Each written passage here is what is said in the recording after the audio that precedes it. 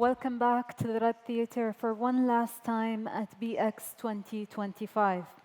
We have another excellent panel lined up who will be sharing their insights into how can we shape sustainable transport by shifting behaviors to benefit both commuters and the climate.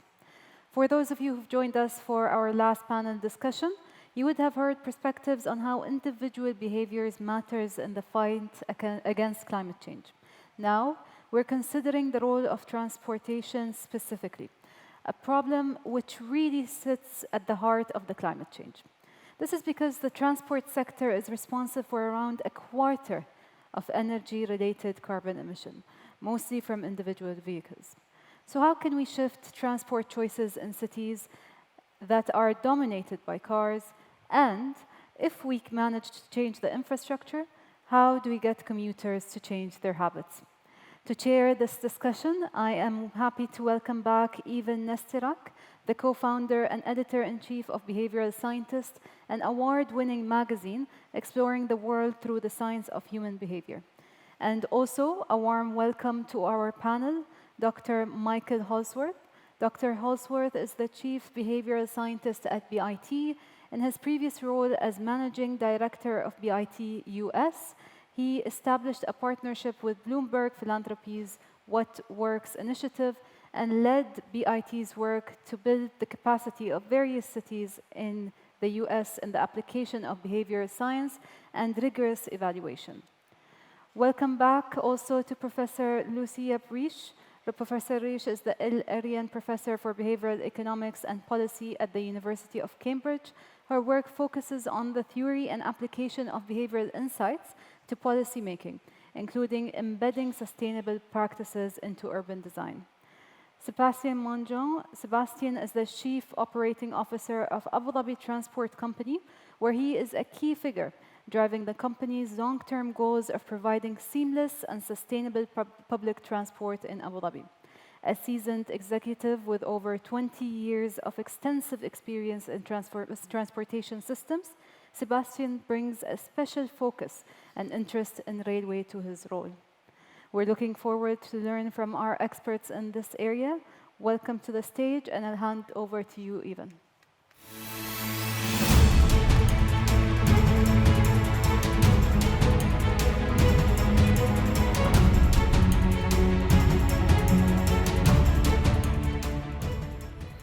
Hello again, and Your Excellencies, distinguished guests, ladies and gentlemen, thank you for coming to this session on the future of sustainable transport. Getting from point A to point B is often something we take for granted. We simply expect transportation to work, so it's often only when something goes wrong that we take notice of it. A flight is delayed, an extra long line. An extra long wait time for a train, or a winding line of cars waiting in rush hour traffic. But of course, there's a different type of transportation that we often look forward to, and we look forward to traveling, to discovering a new place in your home country, or maybe abroad, or getting to travel to a really awesome behavioral science conference. But we're often focused on the destination, where we're headed, and not how we get there.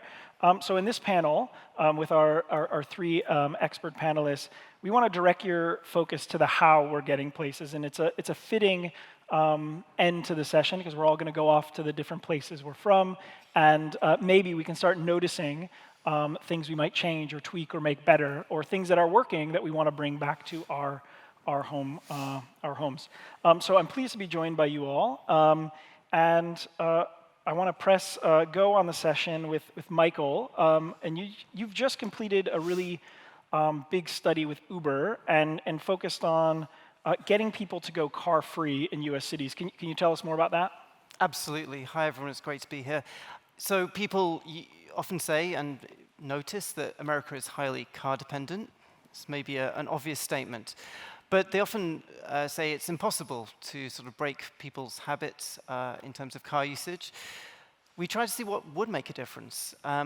We recruited 170 people from 7 cities across the US, including the most car-dependent cities like LA and Miami. And we gave them a package of around $1,000 in things like travel credits to use on public transit, other forms of subsidy to see, could we get people to eliminate their personal car usage for a month? And if you say that to people, not using my car for a month, it's a big deal for many people. We recorded what people did, and we found, first of all, that yes, people reduced their personal car usage by 97% in the period. And we also saw what people did instead. They replaced it with other modes of transport, mainly public transit, some carpooling, and indeed some walking. And it's important to see this is both in the urban and the suburban areas. So we're not just talking about really short distances.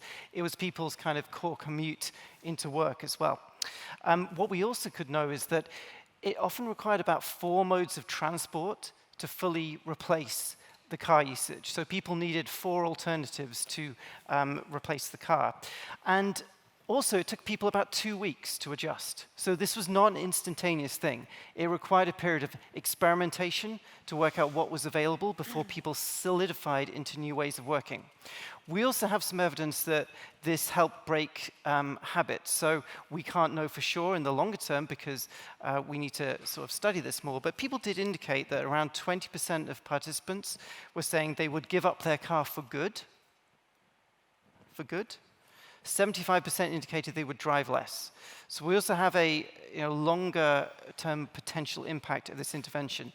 And the main thing was to understand what would it take to break personal car usage in US cities.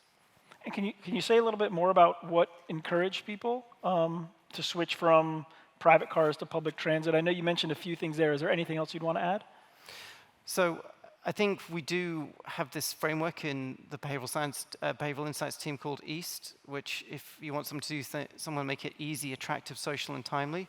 And in terms of ease, we really do have to think that personal car usage is seen as incredibly easy and convenient. You have your vehicle parked there quite often.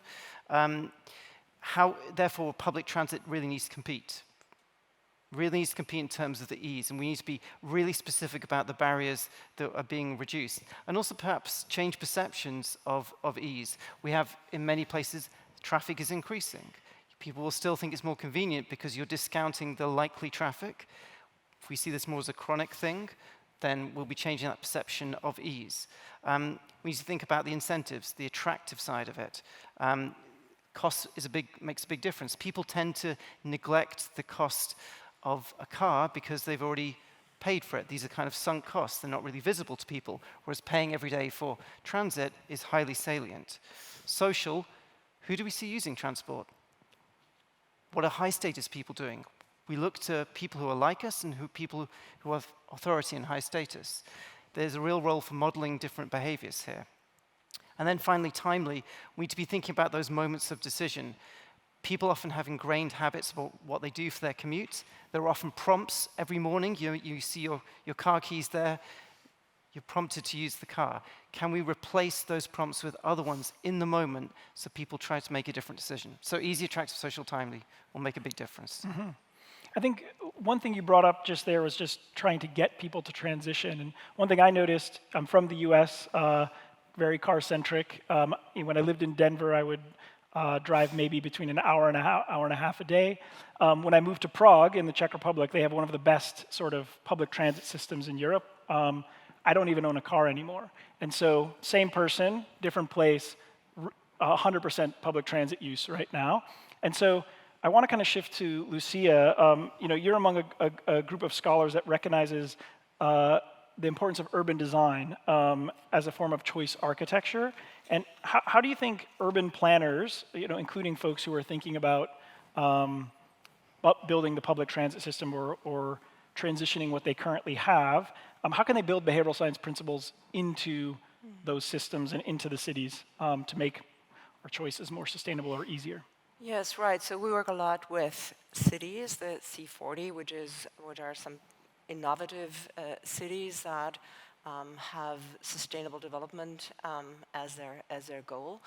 And also the next IPCC special report will be on cities, and the core focus is actually on transport and urban planners. And so when we did our interviews and talked to many urban planners, it turned out that the way they're trained, the way they're kind of getting into the details is a very technical one, a very engineering one, which is good, but probably not everything. So we have tried and we're advocating for a more systematic inclusion of, if you want, adding the behavioral lens to their work, and which might mean in cities starting with how is actually the mobility needs of different parts of this city or city-state, what are the needs? Because you said we're going from A to B, yes, from home to work, but when you look at care work, for instance, it's much more complicated. It's like going from A to C and then to D and back to B, because we drop off the kids, we go shopping, we look at,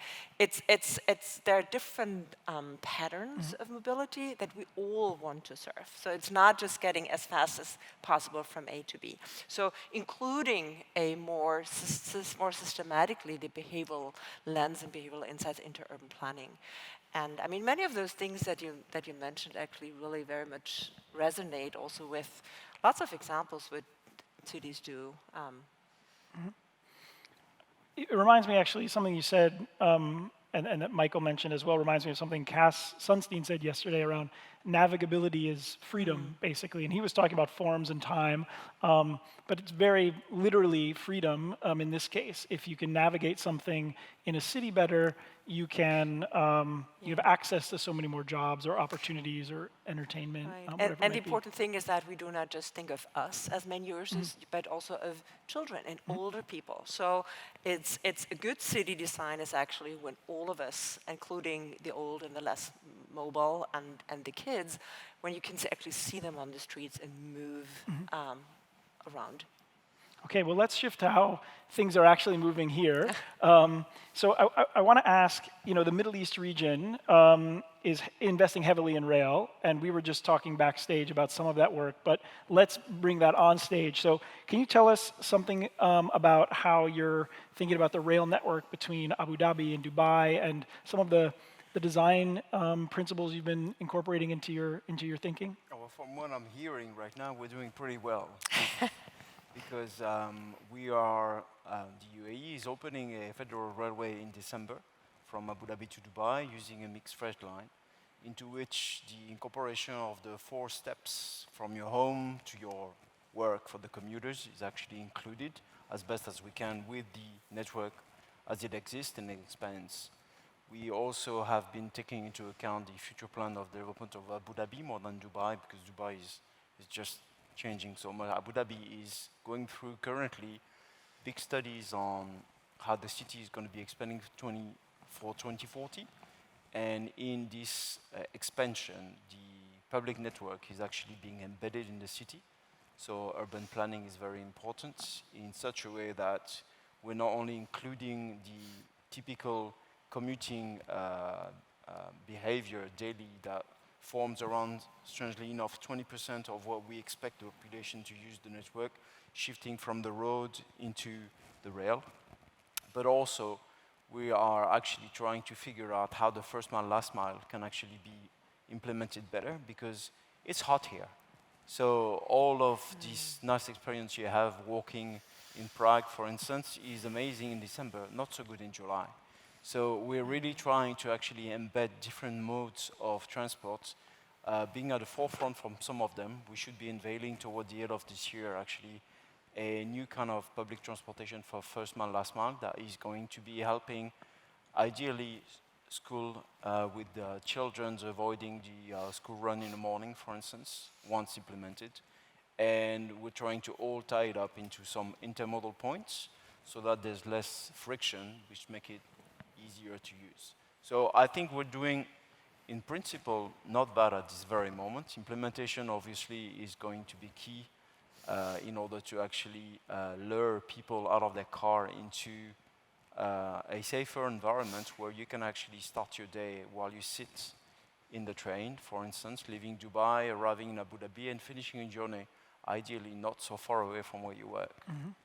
Can you share anything about that first mile, last mile, or is it top secret? It's not a top secret. We signed a MOU last year in October with a French startup company called Urban Loop, and we are actually implementing a demonstrator which aims at opening toward the end of the year or early next year, so that we can actually make sure it's resisting the climate and provide the performance that the city is planning on having to bring people to some trams. So we're looking at building tram lines, for instance, to complement the upcoming high speed. So everything works as a system.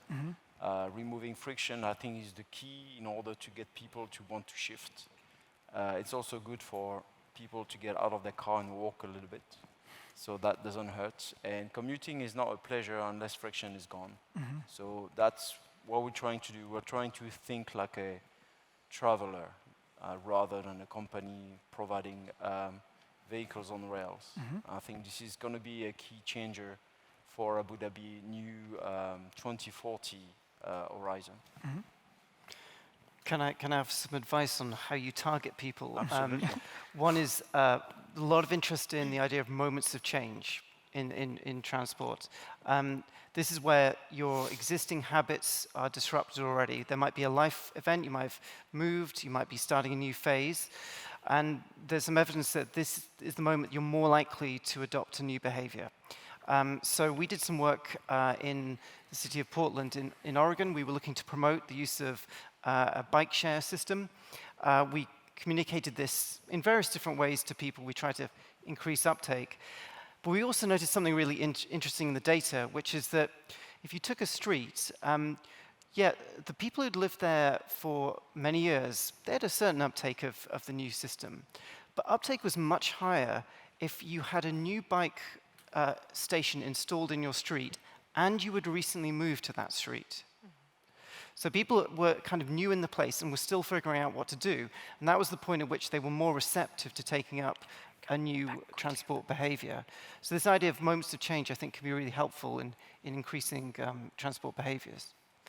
Maybe just quickly adding on that, so I've been working with a city in Germany, Heidelberg, and what they did, they curated a welcome package for people who move there. It's a university city, so people come and go, and part of this sustainable, it's a very green city package, was a free ticket for the first 6 months for public transport, and also the default of a green renewable energy provider, and kind of things that kind of were fitting together and also help people to start this new identity as a citizen of this green city. And I think those things, because we know defaults is also like a social norm. This is what people do here when they travel here. And even bike racks is something that they have also symbolic value, right? I mean, they're not just places where you can put your bike there. What are some of the ways you've thought about getting people to adopt all the new things you're about to implement? I think anyone that has been a little bit here has realized, at least for a couple of years, that traffic is coming upon us. So the fact of the matter is commuters, which are really feeling most of the pain in the morning and in the evening, are going to be looking at a different mean to actually do the same journey in less time, safely. And I think this is what's coming for the region here. This has been implemented already in Saudi Arabia, for instance, and Doha that opened the metro, because the roads can't take more car forever. You can build and build again, but at some stage, the car will fill them up. Whereas the rail, for sure, providing capacity on the same piece of land, which can't be beaten by any kind of cars. So I'm not saying we have nothing to do and people will come, but if we provide that means of transportation, the traffic will push them to actually look at something else. If we're here to actually explain why we're better than what they had before and the time they are actually waiting in traffic as opposed to driving their car nicely between A, B, and C, then I believe we'll have a shot at actually getting that model a shift. And last but not least, to rebound on what you said, the UAE is looking at increasing the population quite dramatically for 2040. Hence, it's going to be a big influx of new people that need to get new habits. And this is where also part of the implementation while the city is growing is going to help building that up.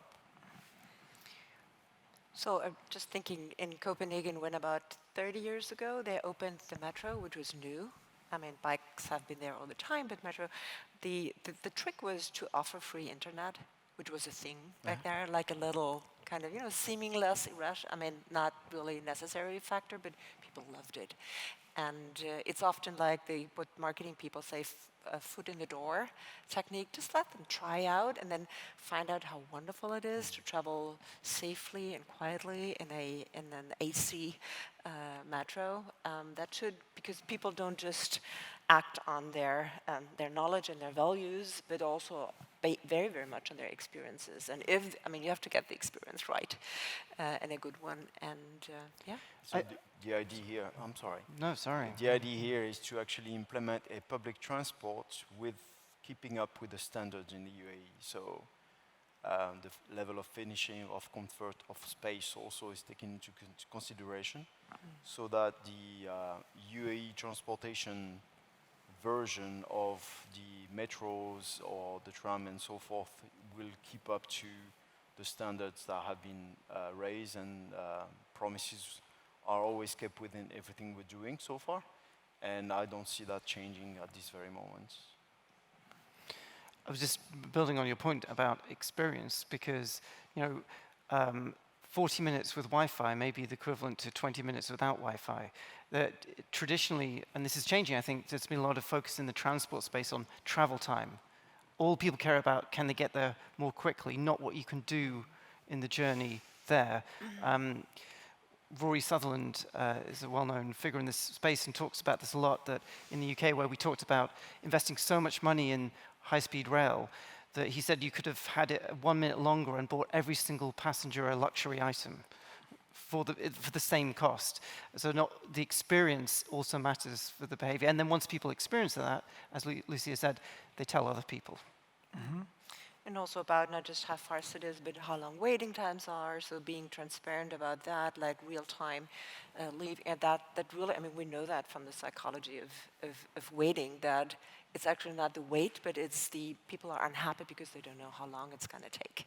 And if you offer something else, and if you're transparent, so there's a lot of, that seems like a huge and very expensive endeavor, but there's also lots of less expensive, like small things that also cities with less budget can do, such as working with, as I said in the other panel, like working with neighborhoods and seeing maybe they have very specific mobility needs because it's an older people who live there, or thinking of Bogota, I'm not sure whether they still do it, but for a long time they just closed down the major routes on Sunday and opened it up to the public, and they could, because there's not a lot of other space, then kids could go and learn how to bike on the lanes, and many other kind of innovative ideas how to do that kind of more low cost. Mm-hmm. Yeah, and kind of combining some of the low-cost things with what Michael was saying and the finishing aspects or the experience of traveling. Something I really appreciate about Prague is it's very cheap, but they run all the retro trams regularly. So you have the very modern ones, and I think they're releasing the new one coming up. And I know all of this because they publish news articles about it, and I follow it because I love the tram system so much because it gets me everywhere I need to go. And so there's kind of a sort of identity around the city that formed around its public transport, where it's actually now in the government, in the leaders of the country and the city, they kind of see it as a badge of honor to get people where they need to go. And I think what's very exciting is hearing some of the sort of experience-related items or the identity-related items that you're talking about, the initiatives. So I'm wondering, could you expand more on how user-centric, how you're thinking about the user experience of taking the train beyond maybe some of the finishing or space. Maybe it's the app, or maybe it's the interface of buying the ticket or understanding that. So they will definitely, and that's in the mix right now, an experience with the app. Your journey will be basically easy to change and easy to plan from A to B, and there are lots of apps actually existing already. So the idea is to make sure we leverage what's existing rather than just try to create new and likely buggy information. But there's also about the part of the cities that have their own specialties, like Sariyat is very different from Yas and so forth. And therefore, the implementation in the look and feel of your different tram lines, for instance, will likely be a slightly bit different in such a way that the cultural district, for instance, public mode of transportation will be very specific to what it looks like as opposed to the rest. So all of this will need to be developed as well, while keeping the branding of the company quite the same. On the other hand, we are also working closely with other agencies which are shaping Abu Dhabi, the whole of the Emirates. Abu Dhabi Transport only works on the Emirates of Abu Dhabi. And we're working closely with the Department of Municipality and Transport and ITC that also takes care of the bus network in such a way that the intermodality will be providing the mean of transport, while the user experience will be either depending on the mode of transport itself or by where you are. So we're going to be looking at means of developing areas of stop in order to provide, I don't know, either food or selling tickets for the museums, for instance, and so forth. So the whole idea is to try not to have a separate transport system, but rather something embedded within the development of the cities.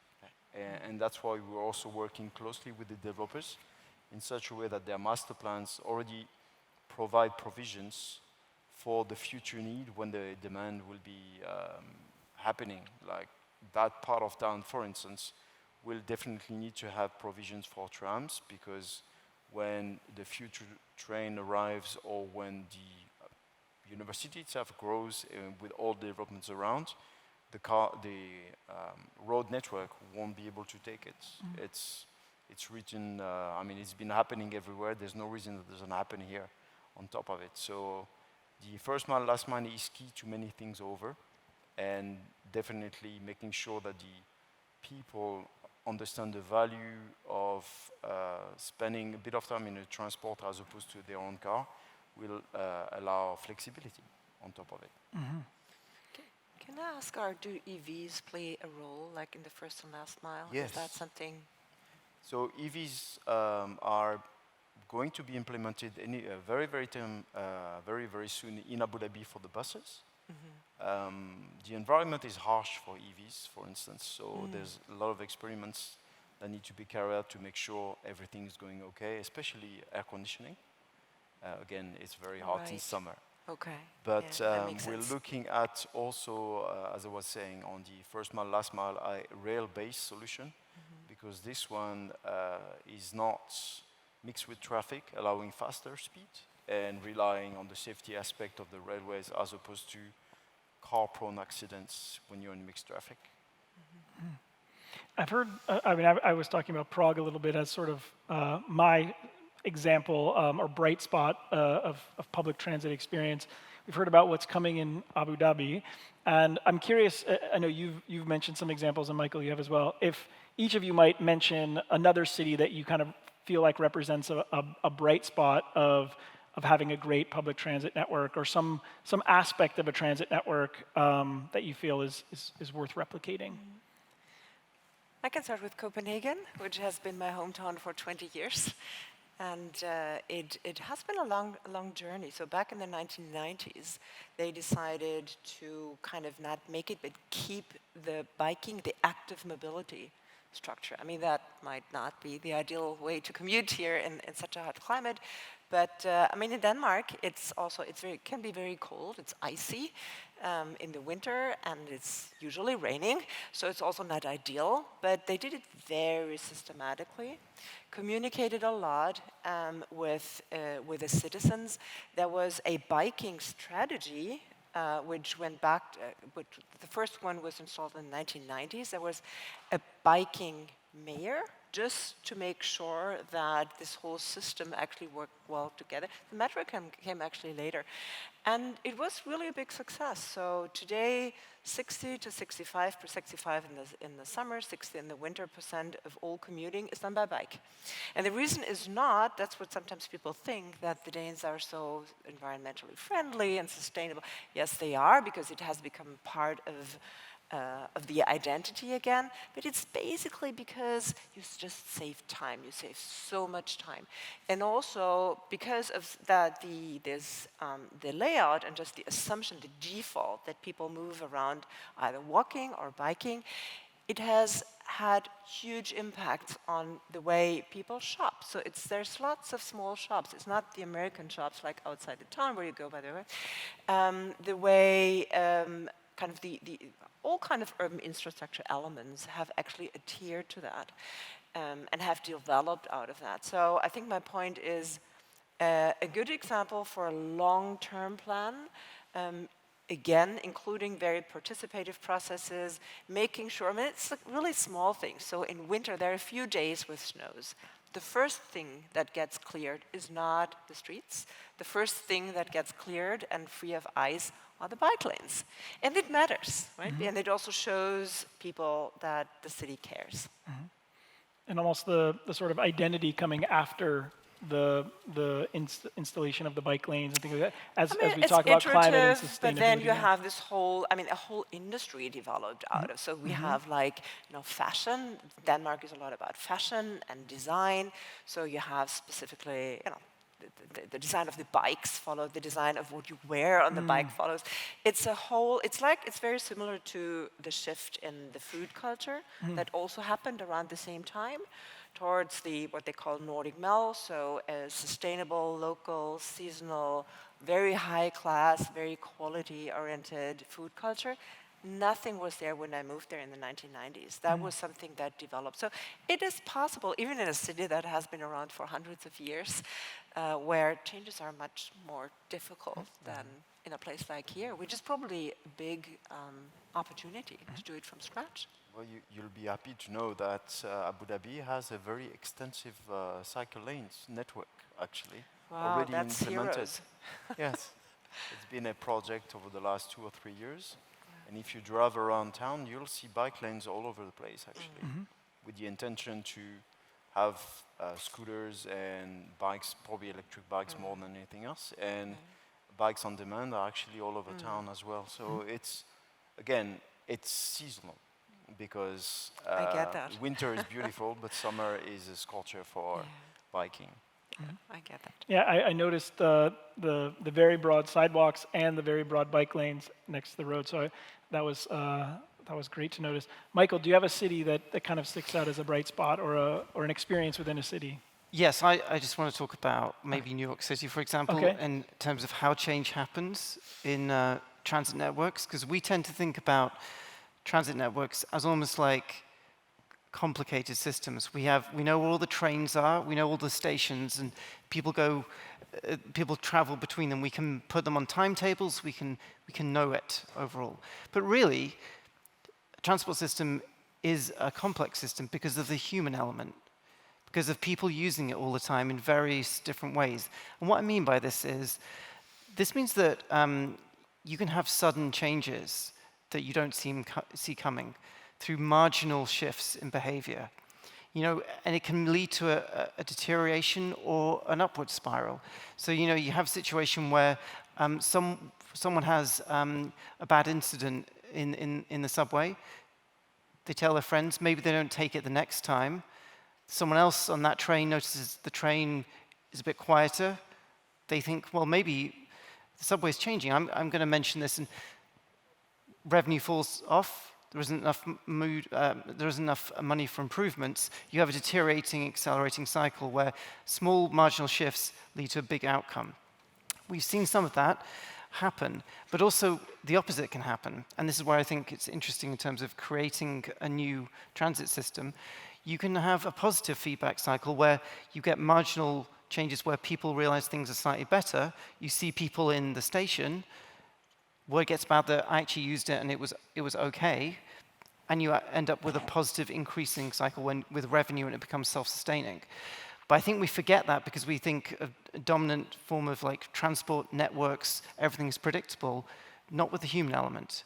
And that means that the small details can actually make a big difference in cumulative way over time. So we need to be watching for those moments, those kind of weak signals of how the transport system may be on the verge of deteriorating when everything looks fine.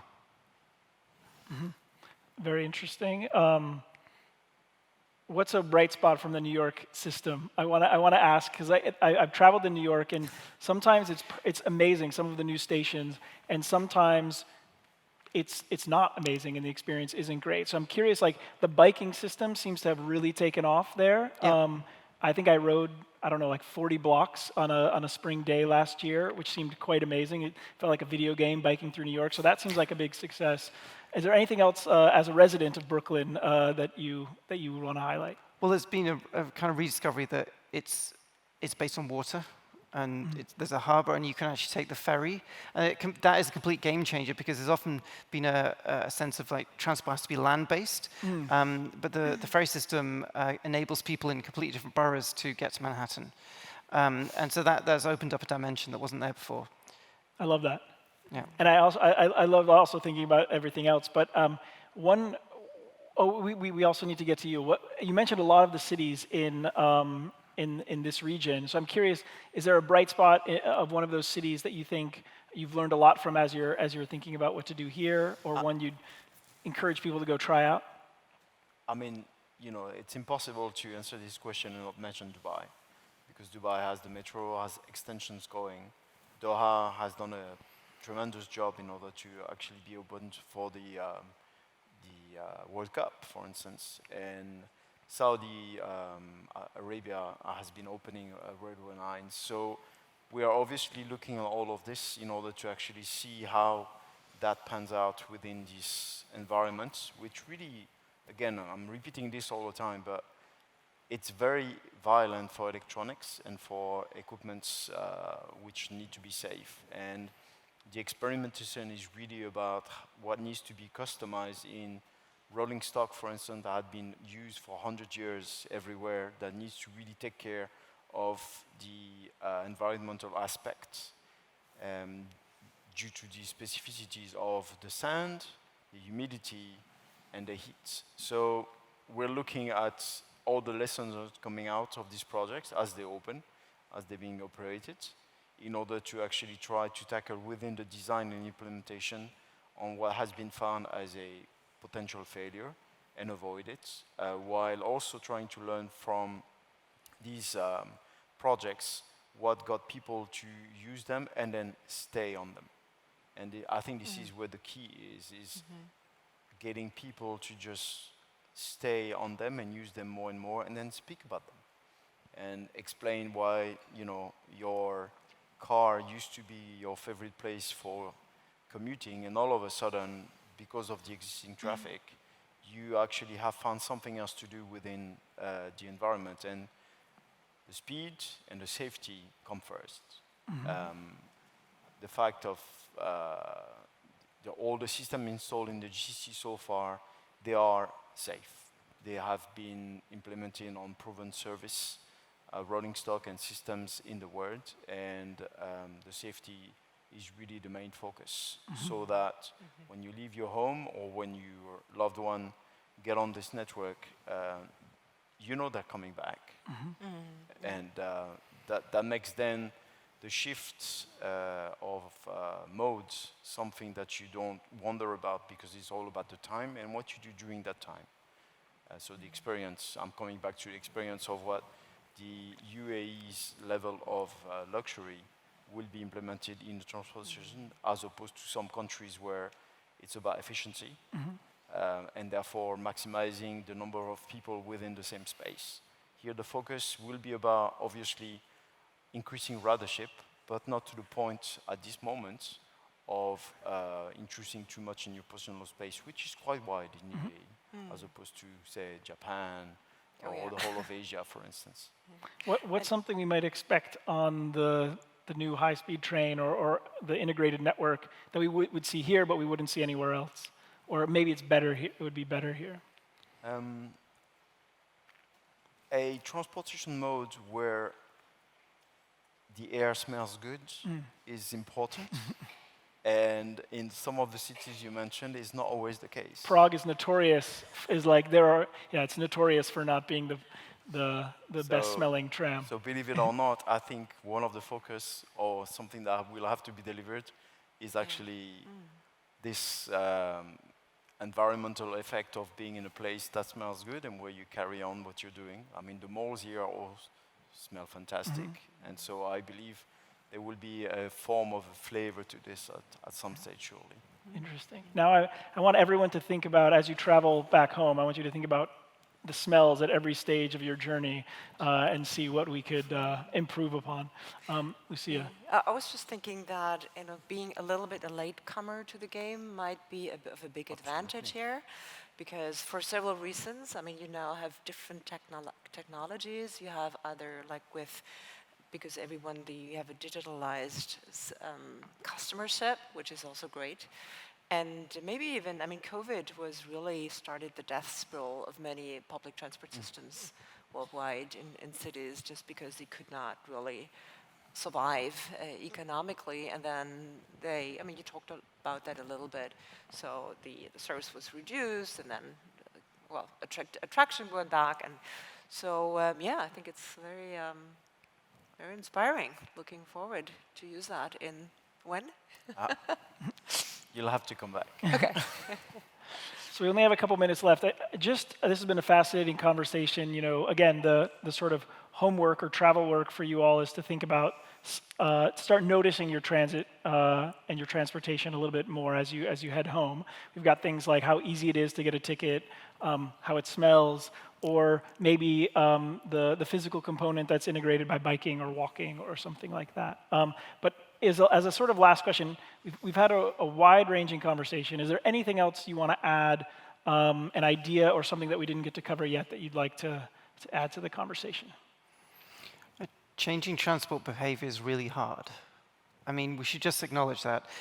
About 8 years ago, we did a load of work around trying to increase carpooling to Heathrow Airport, whole different range of things.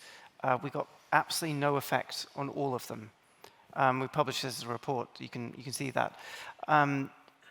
We shouldn't underestimate how hard this can be, because it's a highly ingrained habit with a lot of connotations about what are people's preferences, inbuilt into people's routine experiences. That's a very tough thing to change. I'm not saying it can't be done, but it's going to require action from a whole load of different angles and with different kind of incentives and constraints and so on. Sebastien? Policies. I was about to say, we spoke a lot about systems, about behaviors of commuters, but I think policies also need to be put in place in such a way that incentive, together with constraints, are actually balanced. To help basically the transportation system that has been built to actually deliver. Without ridership, the transport system becomes a burden actually, and doesn't deliver anything while draining capital, which is really the opposite of everything that is planned. So I think policies is the other angle that needs to be taken care of in conjunction with all the delivery aspects of in our case, greenfield projects. And I think I'd like to come back to the way I actually started, so thinking in kind of what is people, which neighborhoods, which environments do people actually want to live and work in? So think of Paris's 15-minute city. I mean, there has been a lot of criticism, but still the idea that you do not have to commute. I mean, for a while you have to, but not always have to commute to get your kids to school and get to work, but kind of curate your own neighborhood and your own city very actively and together with the people. And I mean, this is nothing you can do in a city like Cambridge that is 800 years old, but I mean, that's an immense opportunity to do that.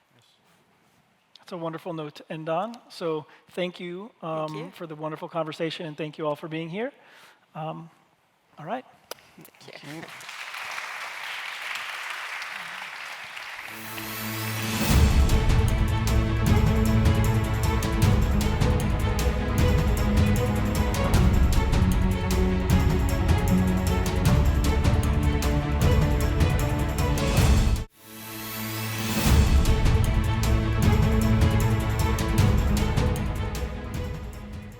Thank you very much, all of you. It is vitally important that it is one thing to build physical infrastructure to support more sustainable travel, but quite another to ensure that people actually use the infrastructure. It has been great to hear from our fellow panelists on this. Thank you again. That was our last session of BX 2025 here in the Red Theatre, a space that sparked ideas, questions, and the kind of thinking that drives real change. I thank you all.